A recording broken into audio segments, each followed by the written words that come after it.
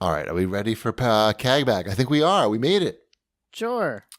This is from Zero Fun Today. He asks, I don't remember if this was discussed, but what are your anticipated games of 2019? I mean, I'm looking forward to Mortal Kombat, which we discussed. I'm sure Shipwreck is too.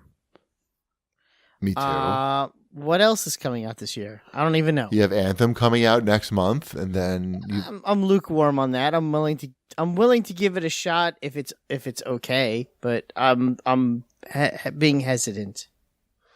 The problem with these games as service, for me anyway, is that I just want to turn the game on and play it. I don't you want everything to be like Ghost Recon Wildlands, where you can play it by yourself for an hour or so and not have to deal with other people. But if you feel like playing the game with other people, they could just jump right in and you could laugh and have a good time. And then as soon as they leave, you could go right back to what you were doing and not have to think about it. Yes, that. But also, I don't want to study. I don't want to have to schedule things. I don't want to have to know okay, on Tuesdays, that's when this dude opens up his secret store on this planet, and that's, on Wednesdays are the days where you can do these types of missions. You know what I'm saying? Kreplock the Beastmaster is only available to fight on Thursdays. Yeah, you know what I mean? I understand the appeal of that to some people, but to me, I don't want to put that much effort into it. I understand that. All the effort in the game for me should be playing the game. But that wasn't the question. What was the question? Is what games are you looking forward to? Oh, well, I did notice that I bought Division 2 because there was some weird pricing thing, and so I got the $110. There's a $110 version. They just skipped the $100 version. But I got the $110 version for $50. Okay. So I guess that's coming. Enjoy that. That's in March. What else is coming out next year? I have no idea. I literally don't. Resident Evil 2 remake? Just tell me. You guys into that? That's the kind of thing that I might be swayed to purchase if it was on a dumb sale. You're getting that. Oh. You like Resident Evil. I love Resident Evil. And if that game was, I'm not spending full price though on Resident Evil 2 again. That's my favorite Resident Evil game. It's a lot of people's favorite Resident Evil game. I still would give the edge to Resident Evil 4, but I'm not saying that you're wrong. No, 4's good. The controls, I just never liked the controls in 4. I kind of at the time it didn't bother me at all. Now it bothers me because I've tried to go back and it's weird. But what can you do? You can play as a giant block of tofu. Yes, you can. It's pretty interesting. Yeah, that doesn't make me want to rebuy. I want something new and exciting. I'm looking Rage 2. Out. What's that? Oh, that's that Bethesda, right? Yeah. When's that? Summer. Okay. June-ish. I mean, I'm not interested in that. Yeah. There's nothing. There's a whole a lot of the other games are stuff that could get pushed still.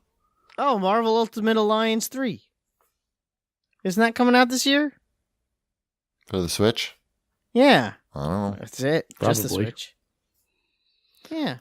But I'm looking I want to be excited about Crackdown 3.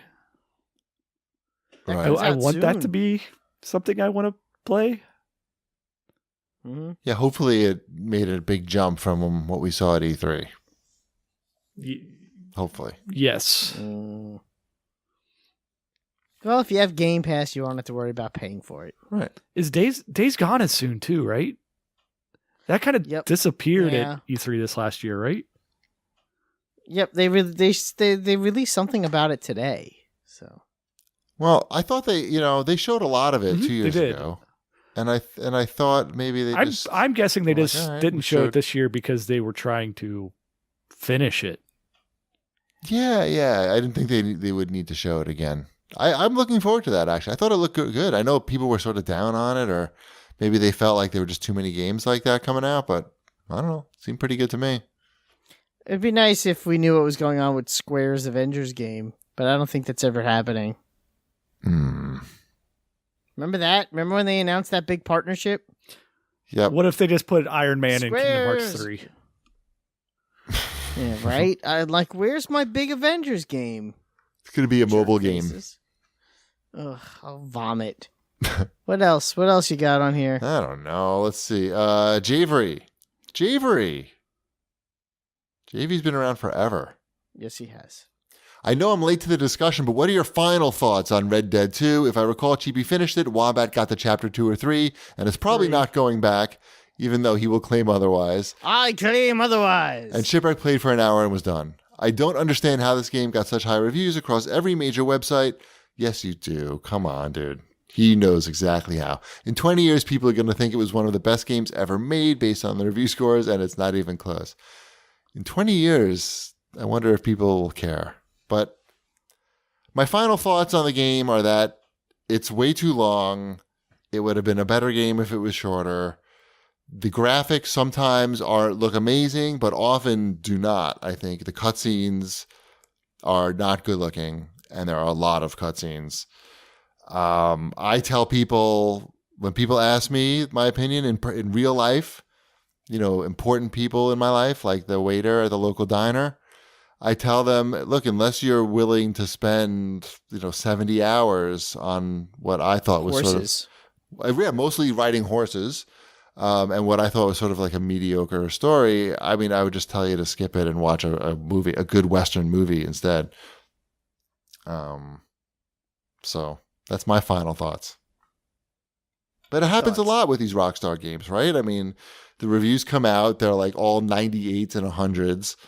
And then like a year later or 8 months later, people are like, boy, there's a lot of annoying shit in that game. Well, I think a lot of it has to do with Rockstar forgetting why these games were fun in the first place, but whatever. Remember how fun it was in Grand Theft Auto 3 the first time you just randomly stole a car and drove it and got chased by the cops when you got 5 stars and you drove it off a cliff after causing way so too much destruction. Right. And you're like, that was the best thing I've ever done. It was like this adrenaline rush of destruction and mayhem and nonsense. Sure. And it didn't progress any plot at all. Like the plot be damned. Right. It was really more about just chaos. Right. You can't really do that in Red Dead. It sort of fucks with your game too much because you get the bounties and all that shit. It would ruin the game. And I think Rockstar needs to understand what made their old games great and maybe get a little bit back to basics. They don't need to understand. Well, no, they won't learn anything.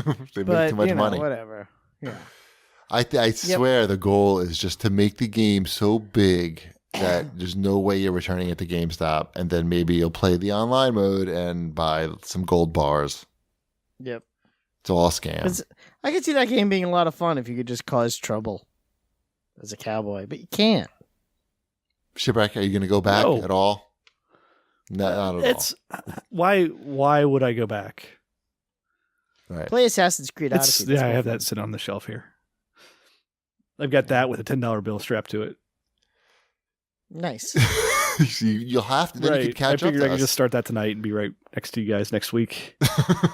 Like tomorrow, you'll be like, "Oh, I played for the last 4 hours. I'm level 39." Dude, wouldn't it be funny if they next week they announce, all right, now we have a double XP booster, and it's it's $20, and you earn. You mean a quadruple XP booster? Right, a quadruple booster, and they just make everything like incrementally more expensive depending on how less. Well, you wouldn't have to do it that way. You could just keep if they had them stack, so you would not have to have an ending to it.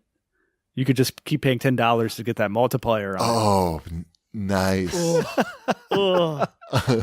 So I kill a dog and I level up 5 times. Yeah, it's good. If I pay $1,000, I think you would only have to pay I would give that to you for 30. I think.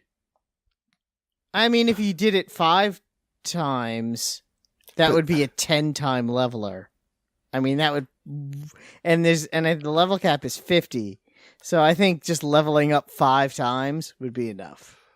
But don't you see, it just highlights how ridiculous any XP boost is, Because no. I'm right? not saying you're wrong. Like just to highlight that ridiculous scenario. So for $50, you could have leveled up before you left the tutorial. You could have maxed your level Game's over. before leaving the tutorial.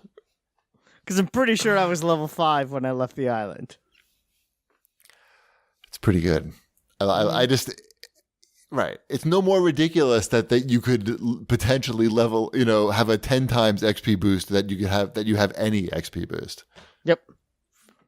Anyway, At the Death of Fun writes in and asks any thoughts on the new 1-Up arcade game choices. Everybody always asks about those. That's always a popular question. I mean, I would trust me. I'm annoyed that I didn't get the Rampage one when it was cheap. I should have bought it when it was on sale. It might be on sale again. Eventually. Well, you saw the new ones at Mortal Kombat 2. I don't know what else is on the Mortal Kombat. I think it's just Mortal Kombat 2 and Mortal Kombat. Okay, you got Final Fight, which has got Ghosts and Goblins Strider in 1944. Oh, okay. Yeah, that one looks pretty decent. I don't think the second round is as good as the first round was. Mortal Kombat 1 and 2 is pretty good, but obviously everybody would want the whole trilogy there. Like, I think that's a much more attractive. What's on the Karate Champ? Karate Champ was really weird because they made it a Karate Champ machine, but it has Burger Time, Bad Dudes, and Caveman Ninja. Yeah. I'm not a fan of Caveman Ninja. Space Invaders is also weird because it only has like 2 versions of Space Invaders. Yeah, but it looks cool. Space Invaders has that amazing, great art to it that has nothing to do with the game. Mm-hmm. Yeah. Yeah. The cabinet art is amazing. And Golden Tea, of course, is Golden Which I Tea. think will do very well for them. Like that's one we're like looking at it going, yeah, I bet people would actually play that more than the majority of these. I bet there's someone with a basement bar that's going to buy Golden Tea and he's going to be, look, it's just like a bar now. Like, that's the missing piece to his basement bar is having his own Golden Tea. Oh, yeah. If they did Big Buck Hunter next, they're done. How do you put... You just put the Golden Tea and the Big Buck Hunter next to each Bundle. other. And what licensing deal prevented them from having either the Bad Dudes or the Burger Time cabinet and leaving them with Karate Champ? I guess that was. It's weird because I feel like Burger Time. Oh, it's got much better art, and it's more well known. Yeah, I don't know. Well, somebody else has that, right? That's what I'm saying. My arcade has. I would say the same thing about Ghost and Goblins, though. Has better cabinet art than Final Fight, but yeah, to me, like the cabinet art's really the most important thing. I mean, that Space Invaders cabinet art I'm looking at it right awesome. now. It's so nice. It's so nice. And it's funny, I remember there was a little like coffee shop across the street from my father's store when I was a kid that had that Space Invaders machine with that art on it. So as soon as I see it, I'm like, oh, look, I'm 6 years old again. But when I look at the Final Fight one and the Karate Champ one, it does nothing for me. Right. It reminds you of like a dirty pizza place. Yeah. I'm like, So, I don't know. It's cool that they're got a big variety, big selection. Yeah. I still think the Rampage one is probably the best one. That's the one you have, right, Chip? Yeah. He knows what's up. Yeah. Of these, I would buy Mortal Kombat. But what was on the Space Invaders one?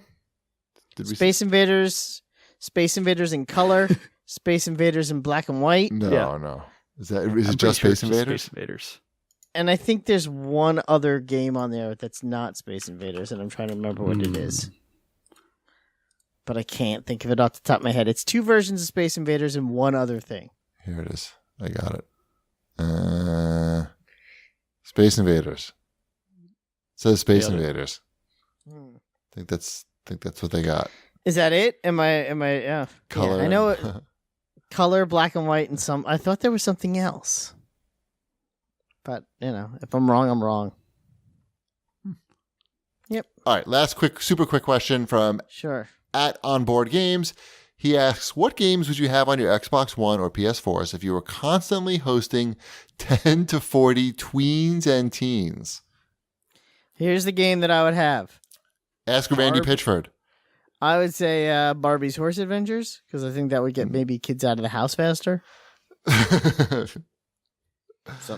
Something terrible? No. You want like those 4-player games, like. Actually, no. You don't want a 4-player game. You want to get Jackbox 1 through 5. They're up to 5 or 6. Oh, right. They all can whip out their phones. Some of the games they can all whip out their phones, and they can play up to 8 people. No, some of them, the newer ones, you can play like 100 people. Yeah. So there you go. Jackbox. Done. Jackbox, Duck Game, Just Dance. Yeah. People could watch other people dance and make fun of them.